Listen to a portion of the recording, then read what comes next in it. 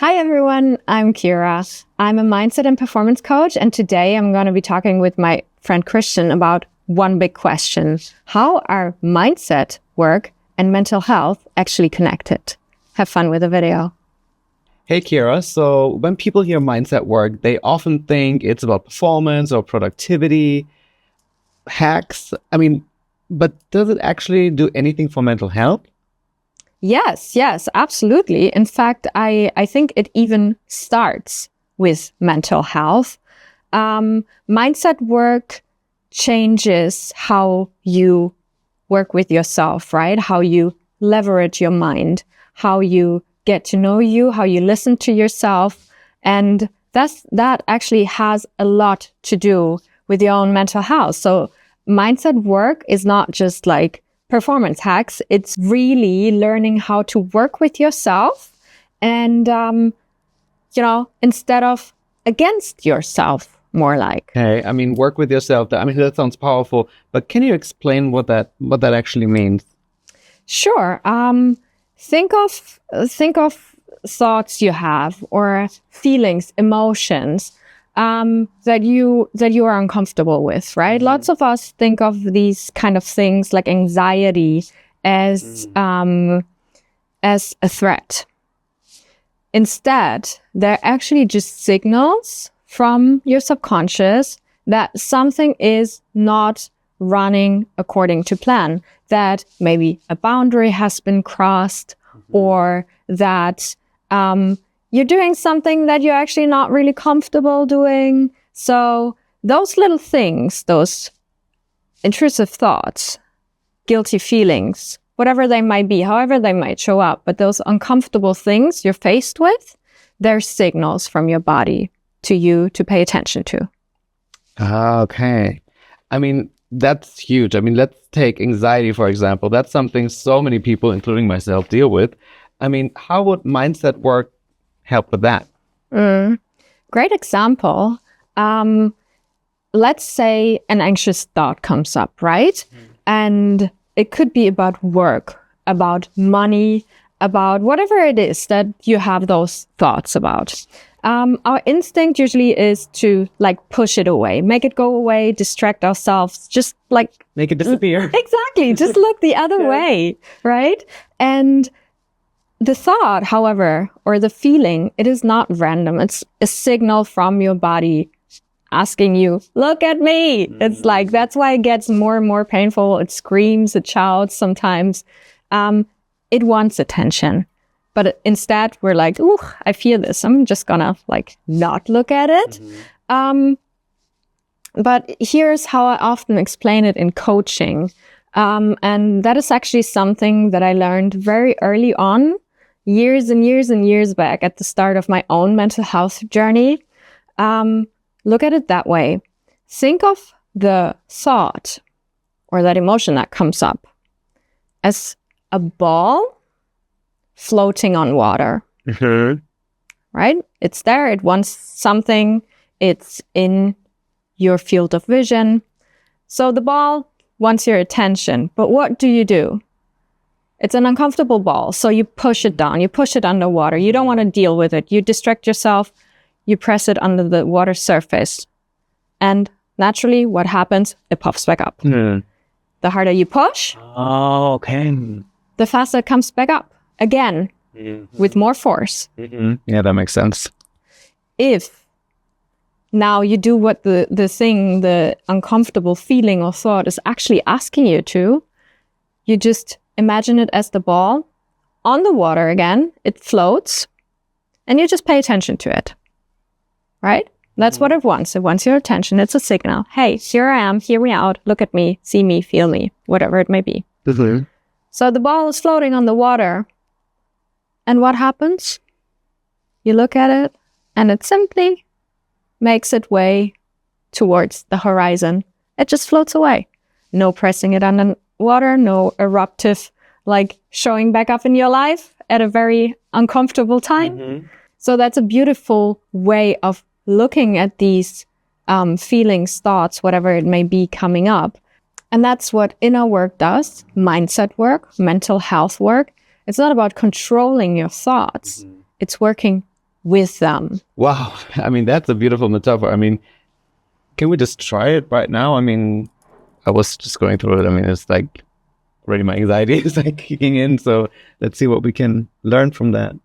Yes, let's do like a 10-second experiment here, Okay. right?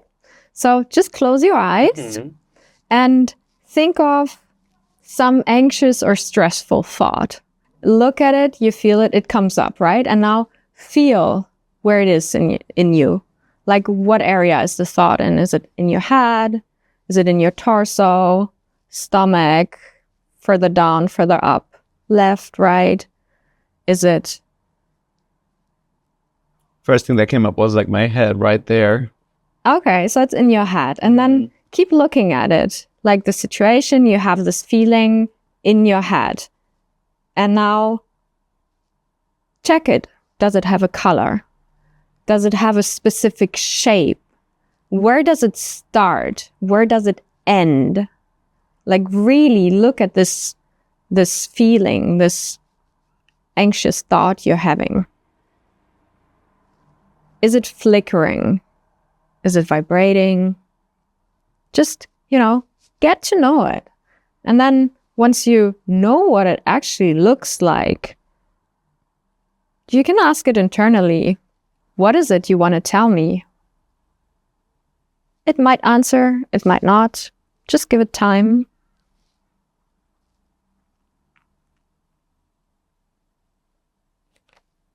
You don't need to fix it. You don't need to push it. Just notice it. Just let it be there. And when you're ready, just come back to us, open your eyes. Wow. How did it feel? Well, at first it was like, I thought it was like this purple block. And then there was something telling me, you okay? Everything is okay. Like it kind of shifted actually. I was surprised. Mm-hmm. That was different. Yeah. Okay, so compare the feeling before and after. Like you say, it shifted. Mm-hmm. How do you feel afterwards? Like what was the shift? I think it was much lighter. Like when I went into it, I was like, okay, this is kind of heavy. And oh my God, I was thinking about my mother and, the anxiety coming up. But then when I just let it sit there, I thought it became easier. Exactly. Yeah. Is that what it is? I do believe you. I do believe you. Our mind is so powerful. And like I said, these things, they demand your attention because they want to get noticed. They want you to be alerted of something, maybe. Sometimes they speak to you. Sometimes they just want space. They just want to be acknowledged. It's like, hey, I'm also a part of you, right? So just give them room, listen to them, look at them. And now going back, you basically just place the ball on the water and instead of pushing it down, you notice it. Now I get it. Right? Yeah. So there you have the circle back from, like, instead of pressing it down, any emotion, any feeling, any thought that pops up, look at it. And it will just drift away naturally. Wow. I mean, that actually felt, quite calming, I have to say. Literally something just softened, just paying attention to it. That's new for me also. I never did that exercise. Quite powerful. Thank you. You're welcome. This framework actually came from your book as well, right? Not exactly. Well, my book goes through a framework, which is also about like removing, paying attention to what's hidden underneath. It's more about limiting beliefs though. Not really just like anxious thoughts or emotions that come up, but actually like those internal blocks you're holding. But basically what we said before, it's mindset work, but it also helps your mental health because you're removing what's blocking you, you're realigning with your authentic self, and then you can like reclaim or actually claim the life that you desire. And that's the framework in my book. So it's a little different from our experiment here, but yeah, another very, very interesting framework to discover and use on your mental health journey. So mindset work is basically like emotional judo? Exactly, yes. So we're using the energy instead of fighting it. right? And when you stop fighting yourself, your whole system can recalibrate. This is also how we stay well and effective, because the truth is momentum can only be built in the now. Everything you want to reach at some point, you can only make the change that leads to that now. And yeah, this is your call to start mindset work now. Okay, so I mean, that's so real. I mean, what does that look like inside your coaching, for example, like in a session? Like, how do you go about that? In a coaching session, we actually do this kind of work in real time. So in every session, even though you enter coaching with a big goal, right? In every session, you will have a mindset shift. Every time the flip will switch and you will be like, I've never seen it that way, looked at it that way. I didn't know it was that way. You'll always walk out with an enhanced mindset, with a shifted mindset. And this is then basically a building block along the way to the bigger goal. Okay. I mean, can we do like a quick lightning round? I mean, what would you say to someone who, for example, can't stop overthinking at night? I mean, that's a huge one for me as well. Yeah. Overthinking at night is basically a signal of your body. Once again, it's a signal, just like the ball we were talking about, that you don't fully trust yourself, that you don't trust the things you said, the decision you made, whatever it might be you're thinking about, right? So, or it might be also future scenarios that you're imagining where you're like, okay, I got to sort this all out now because I don't trust myself to actually figure it out in the situation as I go along. So for overthinking, a little something that you can do yourself at home is just write the worry down, put it outside of your bedroom, and then go to bed just telling yourself, I'll trust myself to figure it out whenever I cross that bridge. Everything's going to be okay. Yes, it will be. I mean, what about these? I mean, sometimes I even feel guilty for resting. When you have that, right? When you feel like, I kind of need a break, but I also want to keep going because you have aspirations, you have goals, you want to get somewhere. That's totally natural. But just check in with the rest. Just realize, is this like a need? Because, rest is a right, right? It's not a luxury. It's nothing you have to deserve. But check in, is this actually a need or is this avoidance? Am I resting because I feel tired, I feel drained? Then I always deserve it. But then I can just go rest and be like, yes, my body needs this right now. Or is this, I'm avoiding something, I'm procrastinating? Just check in, see what comes up.